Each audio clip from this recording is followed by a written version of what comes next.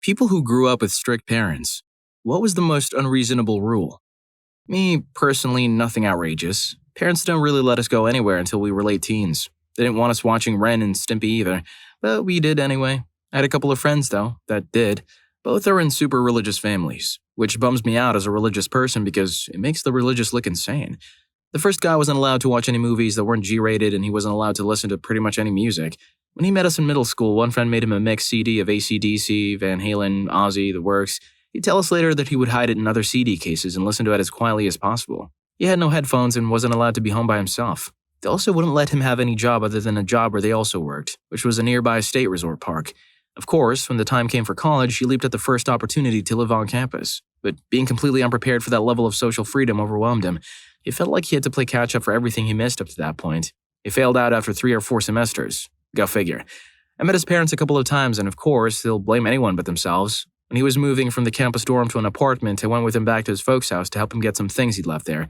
I was waiting in his room while he got something out of his garage when his dad came into the room and started belittling me and accusing me of being a terrible influence on his son, turning him into a drinker and leading him away from God.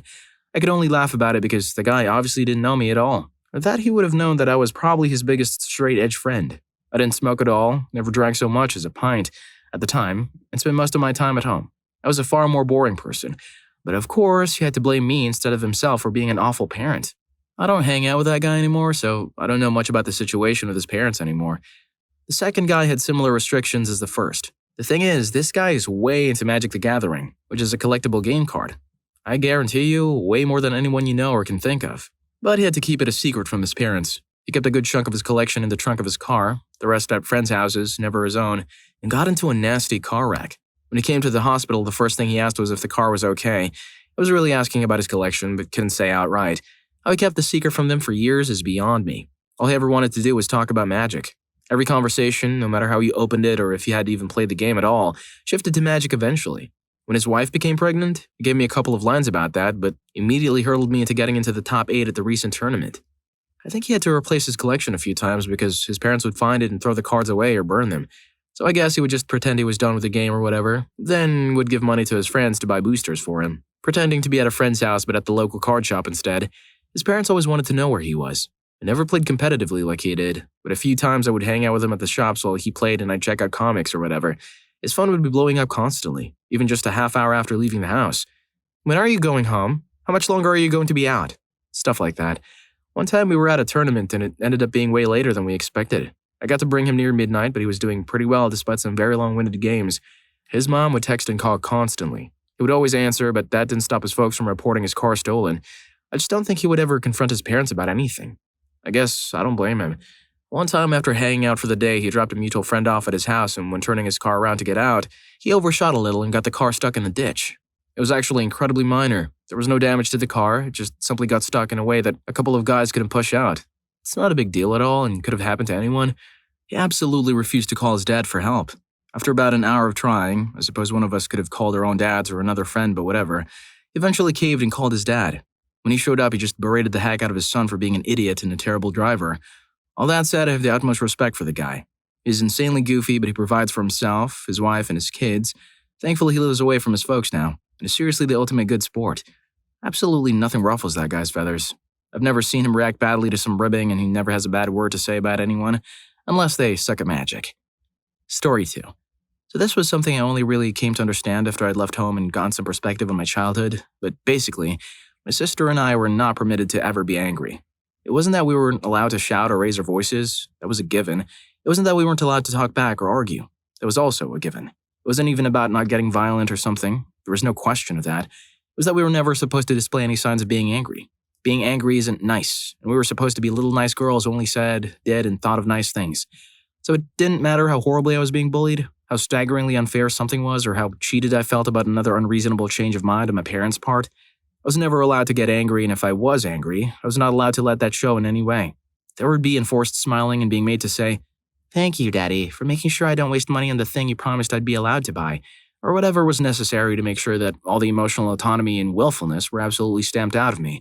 It wasn't that we were taught to manage our anger and deal with issues in a more reasonable way. We were just expected to repress it all and never mention it. For anyone out there who might be wondering what the long-term life consequences of that might be, Rest assured that it involves a lot of very messy relationship problems and a lot of fairly harrowing therapy. Trying to learn how to experience and express anger for the first time in your late 20s is stupidly uncomfortable. Story 3. Oh god, this will be a long list. Number 1, no jewelry. Number 2, no unclean meats, pork, shellfish, etc.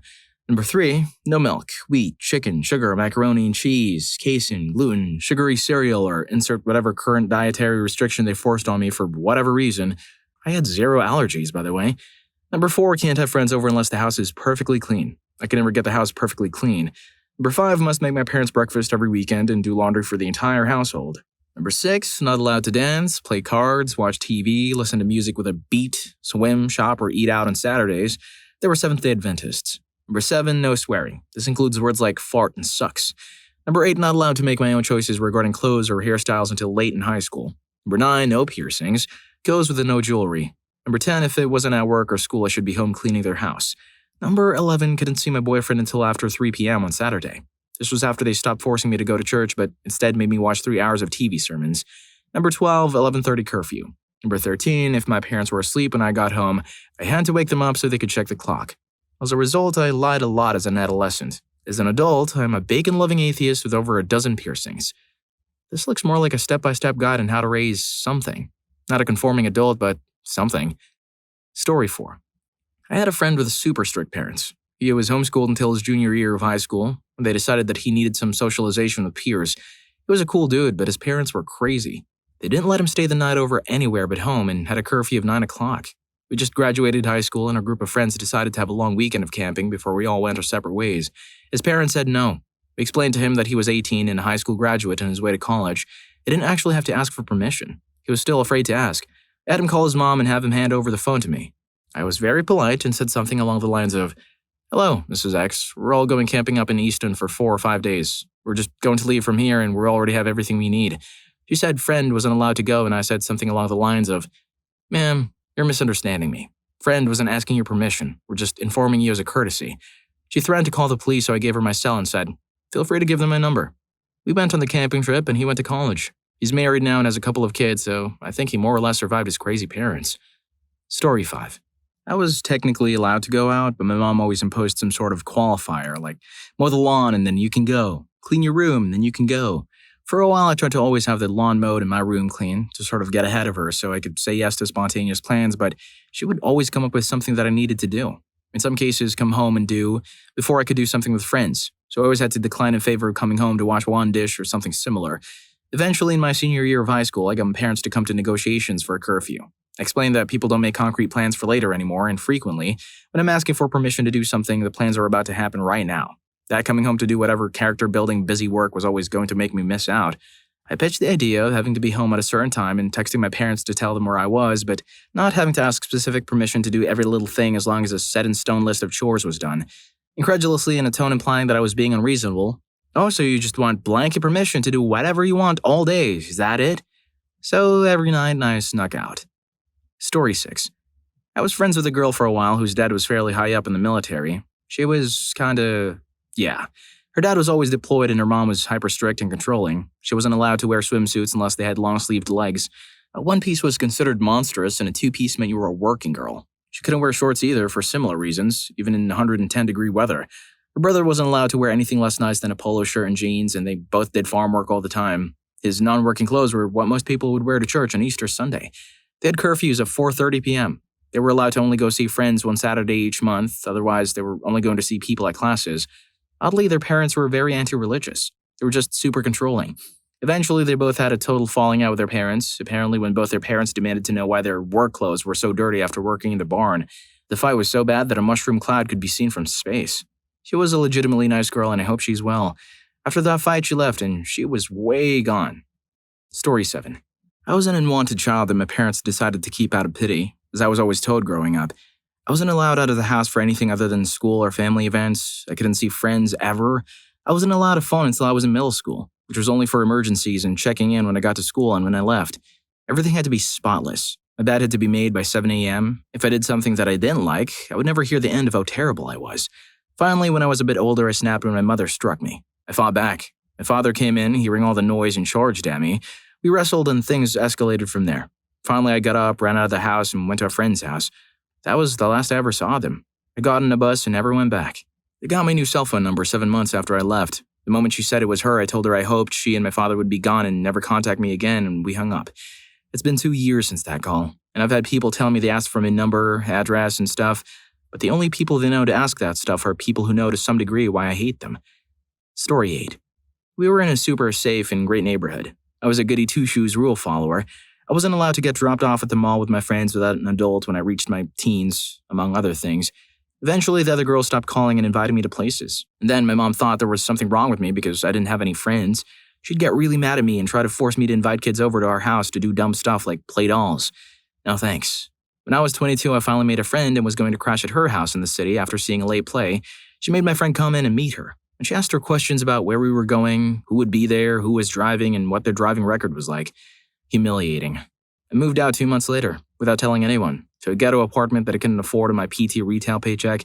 I went to metal bars every night until 2 a.m. and kept unsavory male company in my place. Mom's parenting backfired a little bit. A little bit is kind of an understatement. But hey, glad she waited to be an adult before living the wild life. But while you're vibing with the content and getting halfway through, hit those like and subscribe buttons for more crazy reads. Story 9. There were a lot of TV shows I wasn't allowed to watch. Mainly things like Pokemon because it obviously promotes evolution. The big one, though, is that I wasn't allowed to get my driver's license. I had to learn how to operate a car and drive in case of emergencies, but I was not allowed to get my license. There were extreme amounts of whining when I needed to be picked up late due to my after-school activities or be dropped off at a Saturday competition. Then I was the ungrateful one if I complained about them yelling at me for having to go to an event, for a school activity they signed me up for that I didn't want to do in the first place. The parental logic here is insane. No Pokemon because of evolution, but learning to drive without a license was A-okay? The irony. Story 10. Not my parents, but a grandparent. My grandma had a no leaving the table until you eat your food rule. Pretty reasonable, except she would prepare your plate, often with more food than you wanted. One time she made me a chicken salad sandwich, but the chicken salad had turned. She wouldn't let me leave. She just sat across from me to make sure I didn't get up until I ate it. This went on for hours until my mom got off work and picked me up. It wasn't even that strict a household. I think she liked control. This was one of the few arenas where she could exercise it. I mean, it's not as intense as the others, but forcing someone to eat a sketchy chicken salad is just evil. Story 11. I was in my early teens when this kind of thing happened. Me. Can I go to the coffee shop with some friends? I'm done with all my homework and I promise to be back by bedtime. Dad. No. You already went out once this week. That bit was actually the last straw because he made that rule up on the spot and doubtlessly had every intention of enforcing it. I snuck out my window and left home. He found me a couple of days later and it turned out, after talking to his cop buddies, that he couldn't have them arrest me unless I was found breaking laws. I agreed to talk to him and my stepmother, whereupon they told me I could either live by the rules or not live there again. I didn't have to think twice. I packed a couple of bags of my favorite clothes and got out. Story 12. We had to wear a jacket if the weather was at a certain temperature. Every single degree wouldn't sway my dad. He kept a thermometer outside so he could check it every morning. On the other hand, our health insurance sucked. So there's that. Once I grabbed a jacket out of the hall closet, sending everything else flying off the hangers and into a pile on the floor. I was halfway through my mile-long walk to school when he pulled up in his car, his face red, refusing to talk to me. I thought something terrible had happened to my brother. When we got back to the apartment, he pointed at the hall closet. After I cleaned up, he refused to give me a late note, school had already started, or a ride. Once I saw him on campus at my high school, looking for me over the top of kids' heads. I turned around and made a beeline for the bathroom. I have no idea what terrible transgression I committed that day. Left a jar of jelly open, perhaps? Story 13. No tampons because they're for trollops, and no padded lingerie, and I mean padded like so your high beams don't show, not push-up, because as you guessed, they're for trollops. Not to mention, my mother refused to buy any that was bigger than her size, B-cup, because she simply couldn't process or deal with the fact that her daughter was stacked. I was a C-cup by 6th grade.